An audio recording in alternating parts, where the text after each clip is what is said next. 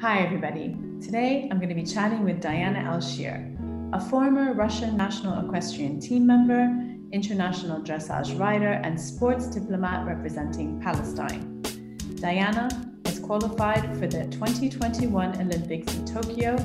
She's also a contributing journalist for My Olive Roots and the creator of Dialogue, where she interviews talented Palestinians from around the world and shares their success stories. Hi, Diana. Hi, Tanya. I am so excited to finally talk to you like this because I think everyone needs to know more about you because you really are an amazing person. You're doing so many great things. First of all, where did you grow up? Well, first of all, thank you. I was born in the Soviet Union. And actually, then it became Russia and I was growing up in Russia. So my family is half Palestinian, half Russian. My father is Palestinian, my mom is Russian. And it happened to be this way that my grandfather was the first one who came to Soviet Union. And actually, he was the first Palestinian ambassador in the Soviet Union. And then my father followed up and became the second ambassador in Russia already. No, it was still Soviet Union, but then, yeah. So how do you connect to Palestine living there? Well, first of all, when I was a kid, we spent some time in the embassy. And of course, when a major part of my family, my father's family, was still in Moscow, we had a lot of Palestine in our household. We had we cooked a lot, Palestinian dishes. And of course, when I interview people now, I see more and more that there is something that many people after their 20s start to feel this strong connection to their roots. It doesn't matter where you live, but in the certain point, and I think with me it happened I think when I was 27, 28, I started to feel this connection to Palestine. And it's interesting because that time I actually was even not in Russia, I was in Germany for training.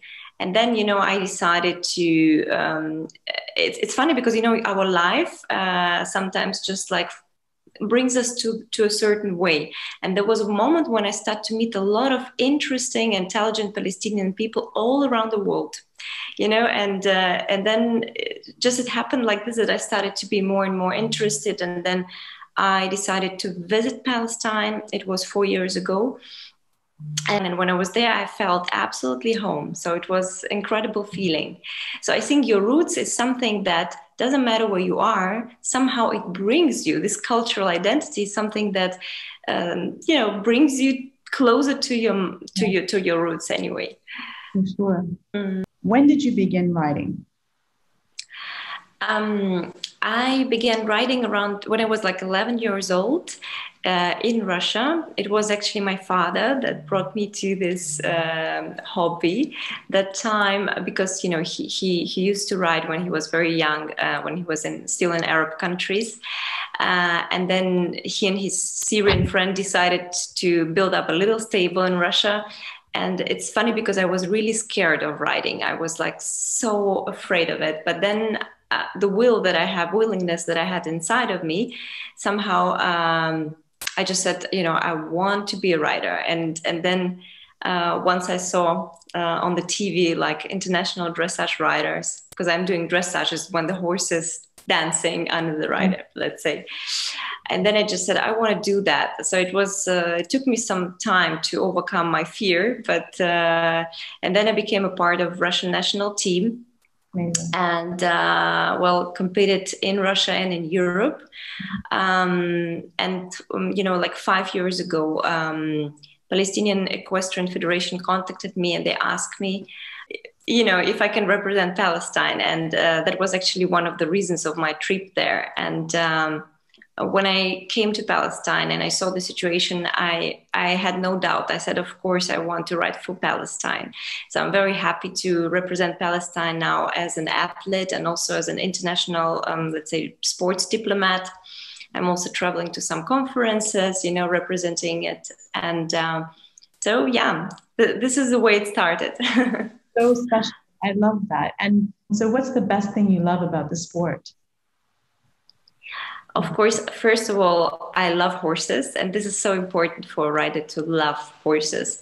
And I think you can learn so much from them. And horses, they just bring you back to nature. So you always have this feeling that, you know, you're grounded. And second, I think it's a great quality that you learn as a rider, that if you can't control your own mental state and your emotions, you know, it won't be possible for you to control or, you know, to be a part of a team with a horse, because this is an animal and this is your partner. And this is a great, I mean, opportunity for one to learn to stay in harmony and also to keep this partner in this harmony state, you know. So tell me about your routine. I mean, how often do you train? Well, we spend a lot of, like, riders spend a lot of time in the stable. So we usually go to the barn 6 days a week, at least. So when some people tell me there are some holidays, I don't know which day of the week it is and if there is a holiday, because horses, they need care, of course. And yeah, we usually have people that help us, but still you should be there. And usually it's like 6 days training, and, you know, we just try to make an interesting program for the horses. They're not bored, that they don't do the same every day. And of course, also it's important for a rider to be in a good form. So I try to do some fitness as well, apart from riding, maybe like 2 or 3 days a week. And yeah, so it's like, you know, nearly every day training, but I love it. It's something that keeps me alive. You know, I ride my horse and I try to use my free time to focus on other projects as well. Yeah. Yeah. Well, dialogue is one of the big projects. And so why did you start dialogue? I mean, I love dialogue. I've watched here on My Olive Roots. I really love the last one you did with Pali Roots and Ramallah Ballet. So what got you into that? Why did you start dialogue? Thank you very much. It's first of all, I very appreciate what you say, because, you know, it's like my kid. It's pretty new project, and that's why it's so important for me to have a feedback. Well, I got this idea already, I think like 3 years ago, to do something for the community. And as I told you, like last years, somehow I do believe in science. And then I met so many interesting people, like really superhuman, that had very difficult destiny, but they still overcome all the obstacles and actually build up very interesting career. And then, you know, I just thought it's a shame that people don't really know that. And talking about, you know, Palestinian topic in general, it's a little bit a taboo topic. And there are so many, you know, incredibly interesting, talented people in the world. And I just said, why nobody knows about it? I mean, well, some people know, but, you know, and then sometimes you even can't talk about it. And then I just said, I want to do something. I was not sure if it's just interviews or maybe writing a book. But then I studied international journalism, you know, back time in Russia. And then, of course, I wanted to do live interviews face to face. But, you know, this needs more time. This needs different resources. And as I had this pre-Olympic qualification, I had, you know, no chance to do that. And then when this COVID happened and I saw some people doing online interviews, and then I said, maybe I should start, you know. And I'm very grateful, of course, for support of my closest people, my partner. That just, you know, it's just said, start. You should start it now. And I think that was a great decision. Of course, I think live interviews are much better, but you know, I tried to use some tricks, use another recording devices, or you know, do editing with different angles. Then people can still watch it and, let's say, be interactive, you know. But I think it's very well done, and I love the content, and I really enjoy the interviews. And you know, this is the world we're living. If there's something that Corona has given us, is the opportunity to connect in a different way. And so many amazing Palestinian talented artists and successful entrepreneurs out there to talk to. And so, just from the lovely, comfortable setting at your home, you can reach out. Yeah. And that's very special. So sure. The changing time, and I think what you're doing is great. And what is the mission? What do you hope to accomplish with dialogue in the end?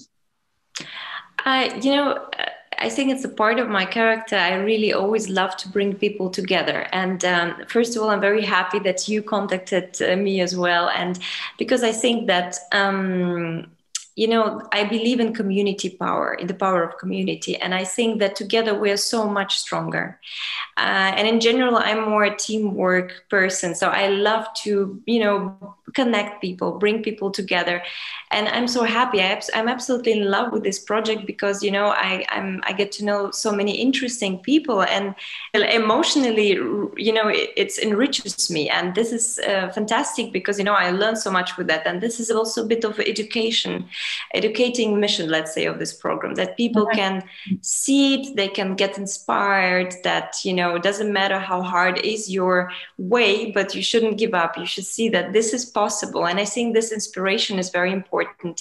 It's like this year, this COVID happened. And I know that those people that see positive things in their life, even that it happened, they start to search another opportunities, like also for me, the Olympics were canceled. I could just get depressed, but I said, no, we should somehow, trust the universe and still go on. And I think this is the same with the dialogue. So it's just showing the example that you can still, even if you grew up in a very difficult situation, in a conflict zone, you can still have hope that, that if you do what you love, and let's say you follow your way, that you can succeed. Mm-hmm. And of course also, as I know that you're also planning to do some events, if I may say, about it in the future. And I think that's going to be also a great opportunity to that all the, let's say, guests of dialogue also come to the events, bring people together, bring the community together. So this is, I think, the main goals at the moment. Again, it's the online world that has brought us together even, which is incredible. We have to be grateful to that in some ways and kind of rise above all this drama from 2020. We need to empower each other in whatever way we can. And this is probably the right way right now. And I'm so grateful to have you as an olive branch on My Olive Roots. Bringing this incredible material to us is, you're doing a great job, for sure. Thank you so much, Danny. For me, it's a great pleasure and honor to be a part of My Olive Roots branch. So, and I also thank you for what you are doing for the community. Thank you so much. Thank you so much, Diana. Thank you. And we'll be looking out for you in the Olympics, hopefully. Thanks. Inshallah.